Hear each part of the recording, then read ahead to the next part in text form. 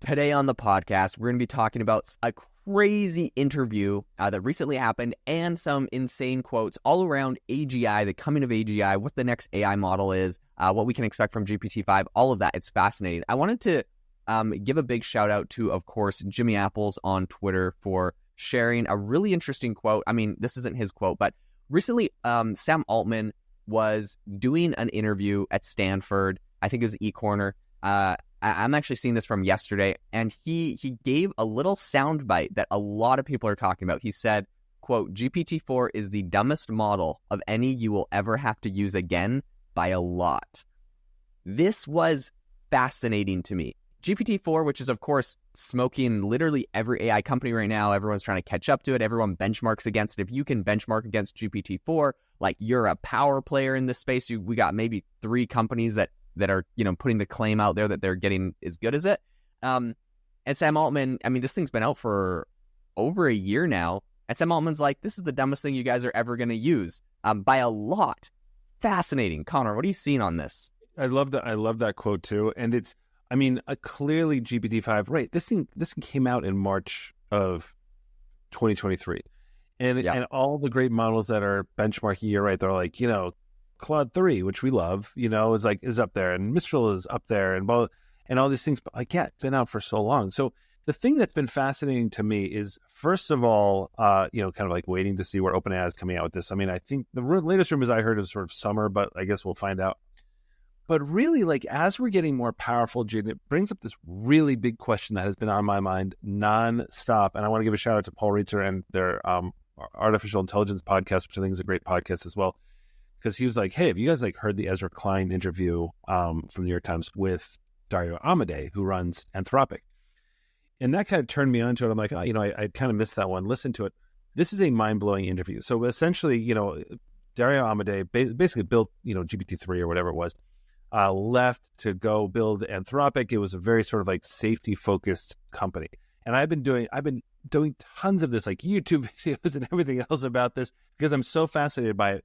Because what's happening is essentially, take a sort of step back to yesteryear here when OpenAI blew up, right? And why did it blow up? And this is the moment that I think everybody found out that OpenAI was essentially literally run by a nonprofit, right? And the super quick history lesson on this, the board was something like, 9 members or whatever. And there was sort of half and half, think Supreme Court, where it was safety people. I'm talking professors from Georgetown, people who are sort of, aligned with the effective altruism movement, all that kind of stuff, super safety people. And then on the other side, you had the corporate folks, right?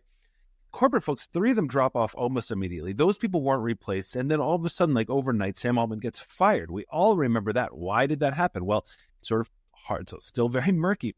But the point is this: 2 people, Helen Toner and Tasha McCauley, were able to completely hold that whole thing down.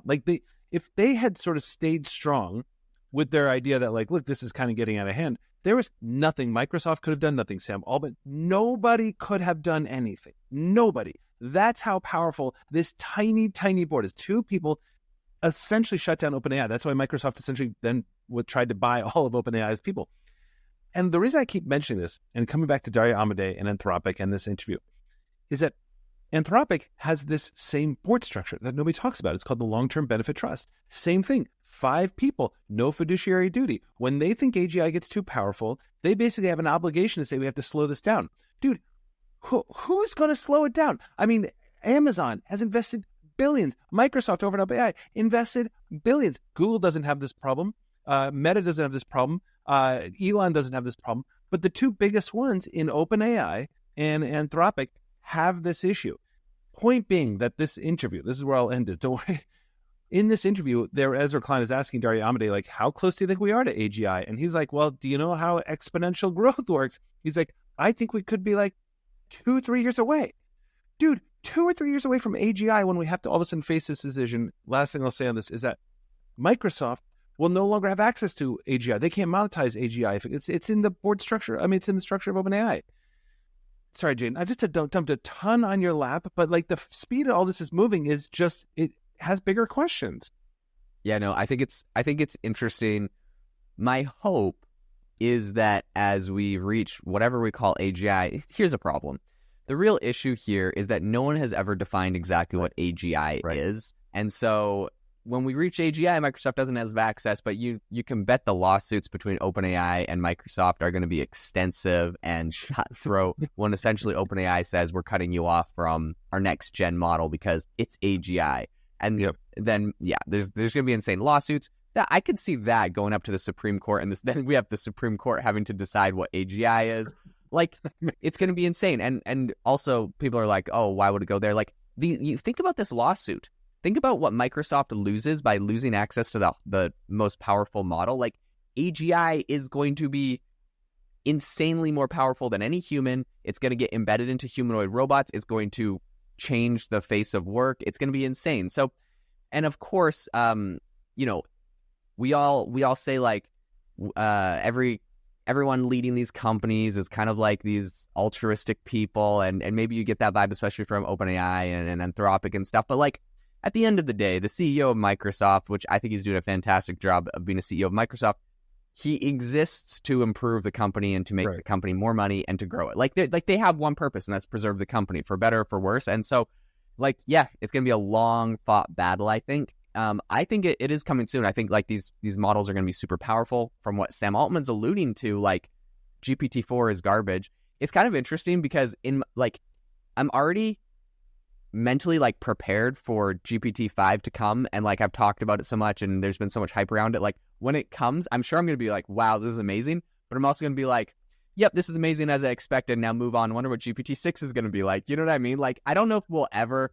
So I also wonder if because of that, AGI, what we would have called AGI 3 years ago, is going to be different in 3 years. You know what I mean? Like, or in 2 years. Like in 2 years, we'll be like, oh, we've achieved what we used to call AGI, but this isn't very good because we've just like kind of lukewarm turned up the capabilities on this technology. So I think there's a lot there. I'll be curious to see how easily Microsoft relinquishes control of that, though. That is such an interesting point because, okay, so that's actually making me think, because it used to be the Turing test. You know what I mean? Like the Turing test is going to define sort of like when a computer is and naturally intelligent or sentient or whatever, right?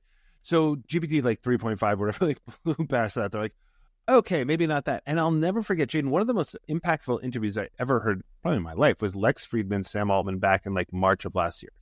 And there's so many great quotes. I still quote that interview a ton, because one of the things that Sam Altman asked Lex Friedman was, do you think, he's like, you've used GPT-4, and this is GPT-4 had just come out.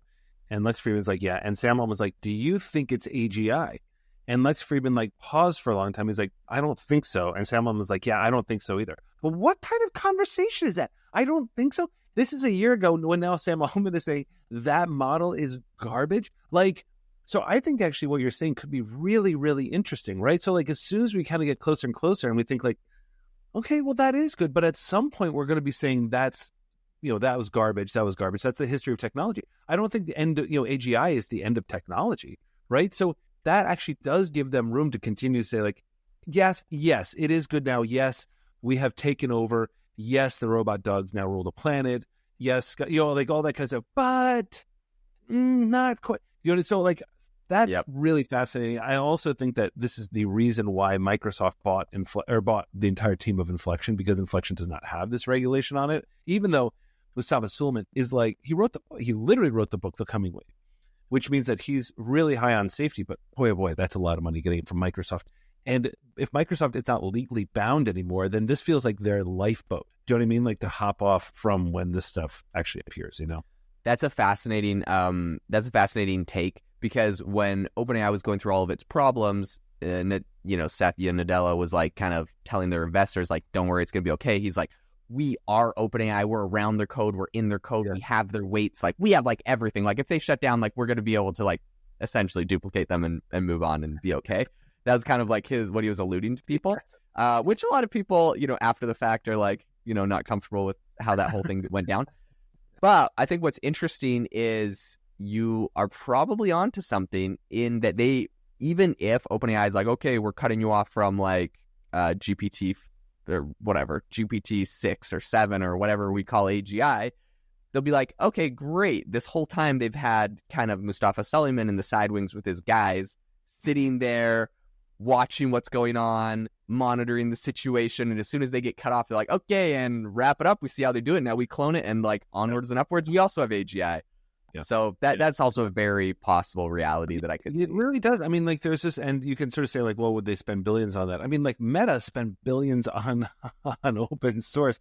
I mean, the market now has crushed them because they're like, wait, because Mark Zuckerberg is like very proudly being like, yeah, we're just going to spend another $5 billion. Not sure how we're going to monetize this, but, and then it comes out that like people cannot stand like the integration into Instagram, which I feel like an idiot because like I think I was on the show maybe last week or something like that. I'm like, it's going to be amazing. Turns out it kind of sucks. But because people just want like a search bar on their Instagram, and instead it's like trying to, tell them like, how long it takes an acorn to grow into an oak tree or whatever. Like, I just want to find out how Maroon 5, you know what I mean? Like, it's just, wild sort of like how these things can kind of come and go. The technology is there, but I am going to be really, really curious to sort of see like, how the market reacts to all this stuff too. Because I mean, again, Microsoft is going to own this stuff one way or another with OpenAI or without, I feel like. Yeah, it's going to be wild. Listen, if you enjoyed the episode and the conversation today, we would really, really appreciate it. Connor was just telling me that his water pump broke today, so he has been going through a traumatic experience, not having any water in his house. And he said the number one thing you could do to make him feel better about not drinking water is to leave us a review on the podcast. It takes a second. It would mean the world, guys. Honestly, our well broke, no water. This is the only thing that would make it better. Just one review. You can save one glass of water. His insatiable thirst for reviews is even stronger than his insatiable thirst for water at this point. So if you could leave us a review. If you are still listening at this point, well, this is what I love about our people. Like, so I feel like we're friends with our listeners. If you're still listening at this point, you are the best. Thank you. And if you are still listening and you haven't left a review, come on. We're friends. We're all on LinkedIn together. You love Jaden. You love everything he does. He's been holding like his newborn son like in his lap this entire time. Won't you please give us a review? All right. That's the podcast. Thanks for tuning in. We'll catch you guys next time.